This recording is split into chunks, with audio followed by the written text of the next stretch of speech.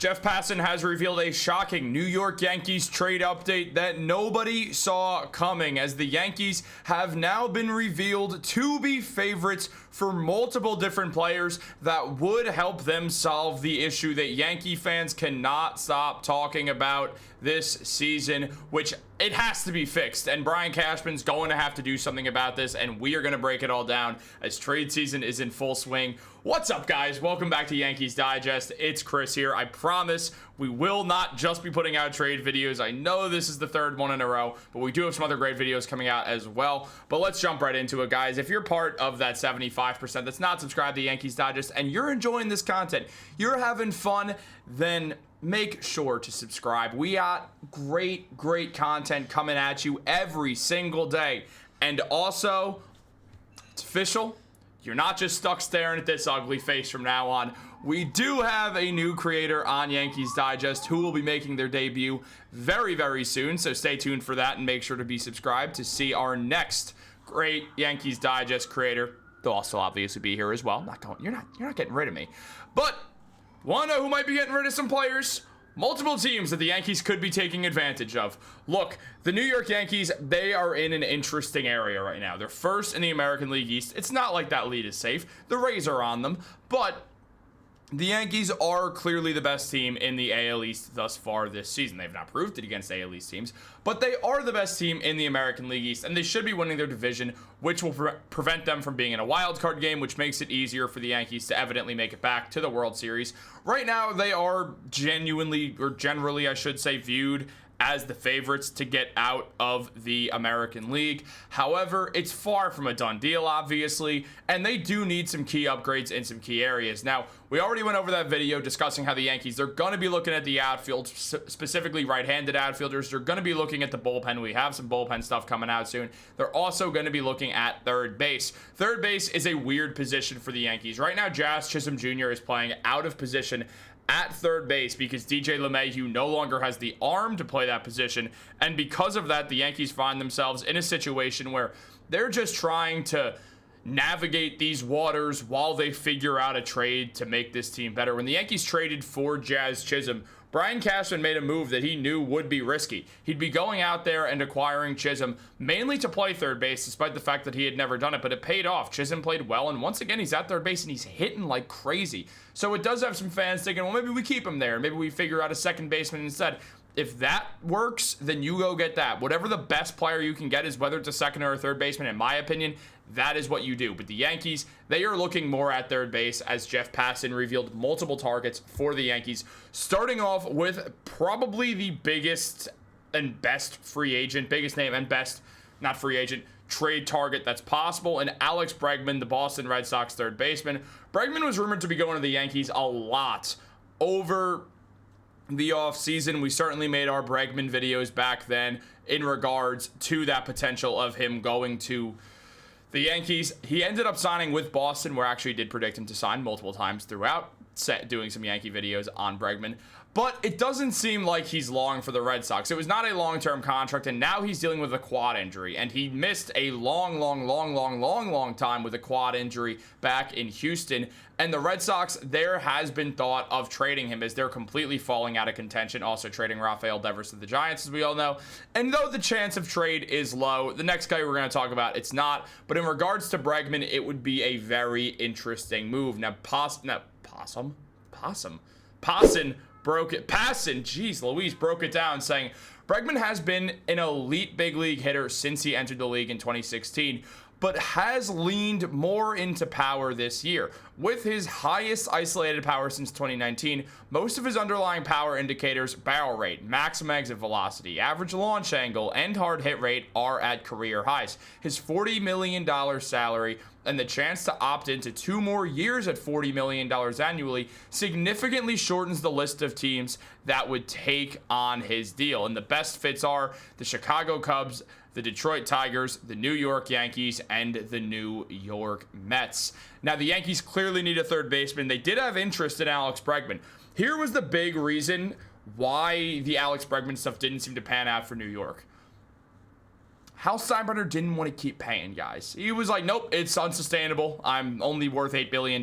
This is unsustainable to do right now. It's not, but to Hal it is. And at the end of the day, whatever Hal views as unsustainable, even if we disagree, there's nothing we can do about it. We're not Hal Steinbrenner. So whatever he says is unsustainable, it's going to be that way because he makes the law here. He is the owner of the Yankees. He gets to choose what happens and how much money is spent at the end of the day. So the Yankees would have to somehow entice Steinbrenner into letting him pay more money out, which would have to be Cashman's doing. Now, Cashman and the Steinbrenners have not always gotten along swimmingly, specifically Brian and Hal. I don't know why I used Brian Cashman's first name there, but that's not the point. The point is Cashman and Hal Steinbrenner have not always gotten along the best, but also Steinbrenner did re-sign him through 2026 in the 2022 offseason, so it's not like they hate each other or they don't think they're good for the Yankees. Maybe Cashman doesn't think Hal's good for the Yankees. I don't think he's good for the Yankees, but Hal obviously thinks Cashman is and doesn't want to lose him, as Cashman would certainly get another job elsewhere pretty quickly. And look, if the Yankees can convince Hal to spend the money, spend the $40 million per year that Bregman's likely going to opt into because he injured his quad like that, so it's going to be hard for him to find long-term guaranteed money, it would be something where the Yankees might have to dump off some cap. They will obviously lose Stroman's money at the end of the year. Stroman's not going to get that 150 innings pitched.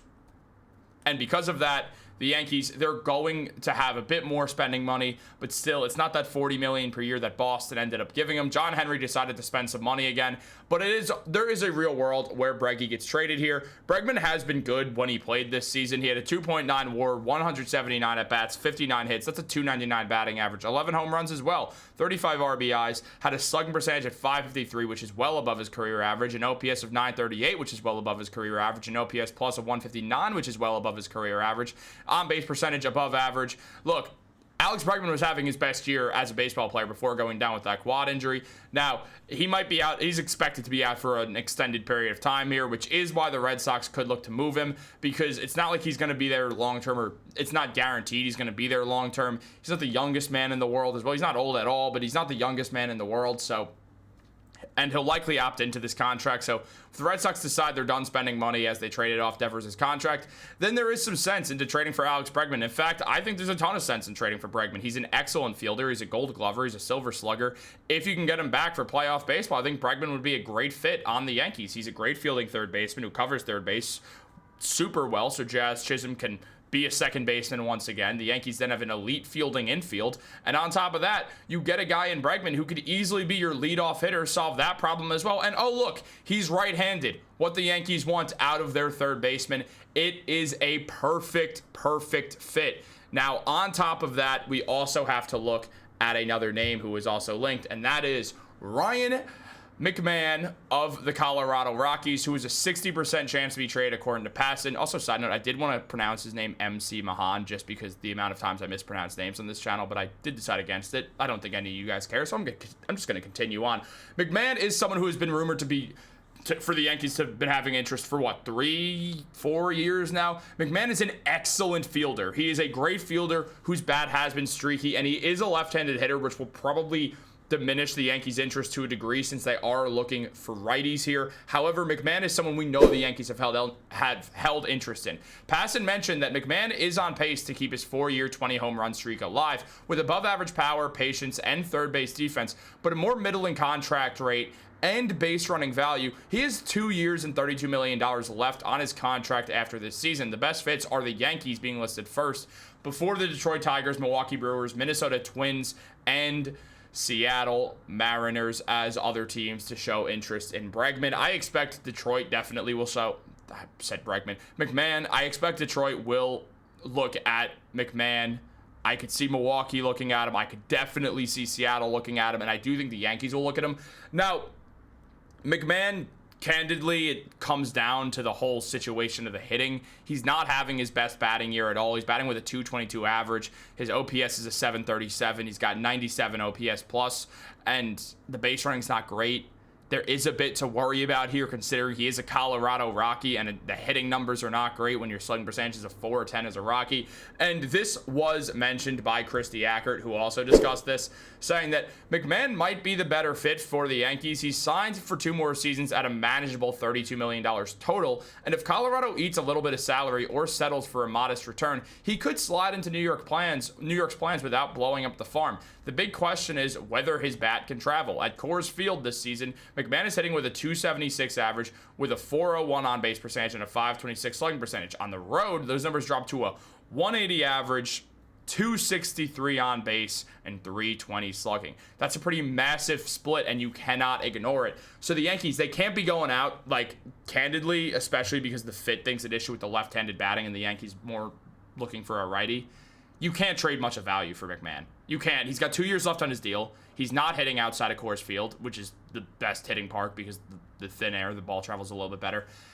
It's worrisome. And you should be very, very weary of trading for Ryan McMahon. Now, the fielding should carry over regardless, but it means if you're trading for a guy who's going to be fielding and a left-handed batter when you have enough of them already, it begins to get a little bit difficult. And the Yankees would have to navigate this. I've been a big fan of McMahon for a while, and I still am, and I believe in him, but it is questionable. Also, the Rockies are having a flat-out garbage season, and there's a world that is affecting McMahon. Maybe he's just so uninspired by the fact that the Rockies are so uninspiring that he's not hitting well enough. I think that is a real scenario here, and if that's the situation, and the Yankees believe that he can get it going on a contending team, the same way we've seen Paul Goldschmidt bounce back, the same way we saw Jazz Chisholm step up once he was on a contending team, then maybe it's worth a flyer. In fact, I think it kind of is. It's just a matter of if you're willing to go with another left-handed batter or not, and that comes down to good old Brian and whatever he wants to do. I would love Bregman, though I understand he's expensive even with the injury stuff.